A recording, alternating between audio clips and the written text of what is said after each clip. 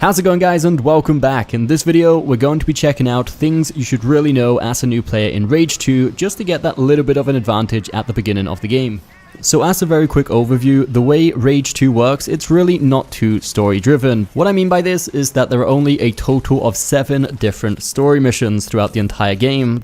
And I wouldn't say this is really a spoiler. If anything, it's a warning towards people who maybe are thinking about getting the game, and if they really are only in it for the story aspect of it, that's definitely not where this game is going. Pretty much as soon as you start the game, you have the entire world map opened up to you, and you can do whatever you want and go wherever you want. You will also start the game with 3 different main story missions available to you, one by each of the main NPCs. And then when each of these NPCs reaches a trust level of 5, you'll unlock the second mission for each of them. The reason I mention this is to say just take your time with this game, enjoy the open world experience as that's the main focal point of it. Don't try to rush through all of the side quests just to get to the next story mission. But with that said, however, I would definitely recommend starting the game by clearing the first of each of the story missions for each NPC.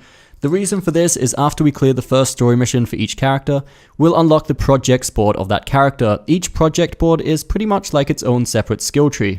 Which now we've smoothly transitioned into the topic of projects. Now let's check out, in my opinion, what are the best skills, the best projects you should unlock as early as possible. First of all, down here in the search and recover skill tree, or the projects board, whatever you wish to call it, we have the infusion belt. What this will do is allow us to carry up to 6 health infusions, overdrive infusions, and ability infusions. Mainly stressed on the health infusions is the main reason I would recommend getting it. As you start the game, only being able to carry 4 health infusions around at a time. And if you play on higher difficulties, you'll have realized that 4 really is not enough to keep you alive a lot of the time. So being able to carry around those extra 2 with you is really going to be a huge help. And then the overdrive and ability infusions is just a bit of a bonus. Also down here in the same skill tree we've got, which is probably, in my opinion, the most bizarre or least expected one you'd see on this list, and it's the storage container tracking. So if you're anything like me, you're probably incapable of leaving any camp or any mission area without collecting every single one of these goddamn pink lidded boxes. And I don't know what it is about it, it's just something about leaving a camp with 5 out of 6 collected that really bugged me.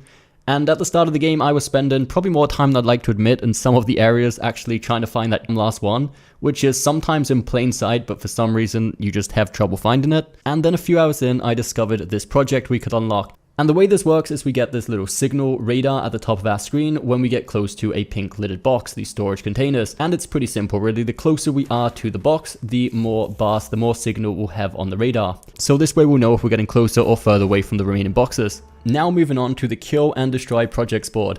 First of all, we have the bullet bag, possibly the most basic and simple skill we can unlock, but at the same time, so essential. If I could only choose a couple of skills to unlock, this would definitely be one of them. It seems pretty basic, carry 25% more of each type of bullet ammunition. The reason this is so essential, if you've been playing for a little while, you probably noticed something, which is every time you go to loot ammo from the ground, it seems like you've always got max ammo and you just can't carry any more. But then also after pretty much any encounter, you seem to be flat out of ammo for at least one of your weapons, if not multiple weapons, and it's not exactly a mystery as it comes down to not having enough max ammo to carry around as much as you need. So definitely do yourself a favor and unlock this one as early as you possibly can.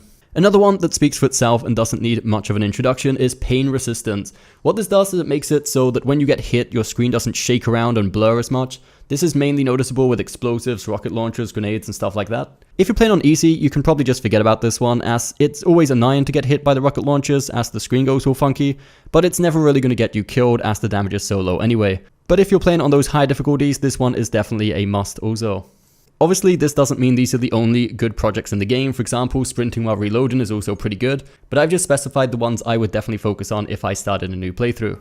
Moving on here, if we go over to our inventory section, we can check out all of the consumables we currently own. And we can see over here that crafting is a possibility, though at the beginning of the game you won't be able to craft things. And this is a pretty big problem, as being able to craft health infusions wherever we like, as many as we like, would definitely be really helpful. So how do we actually do this? We need to purchase the schematics of each of the consumables if we want to be able to craft them. We can find the schematics being sold by different merchants throughout the world. And while there are more than one schematic of each item to continue upgrading the level, as long as we buy one schematic to get the consumable to level 2, that will be enough to start crafting that item.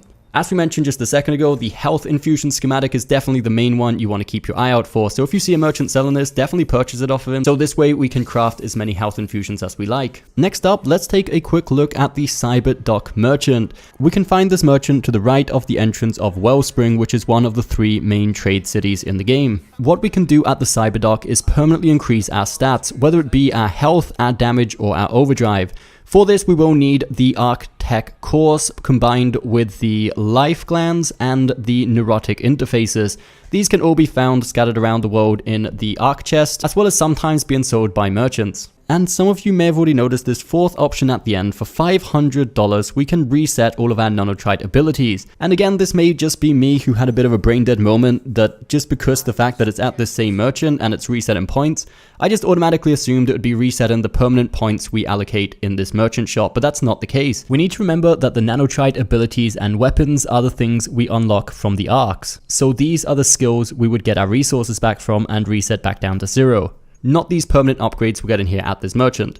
And now for the final thing we're going to mention in this video is we need to remember that we can only really fast travel to the 3 major trade cities, as well as the racetrack and the MBTV locations, which means essentially we're going to be driving around a lot of time in Rage 2. So don't forget to keep your Phoenix well upgraded to make sure it's ready for any encounter you may find along the road.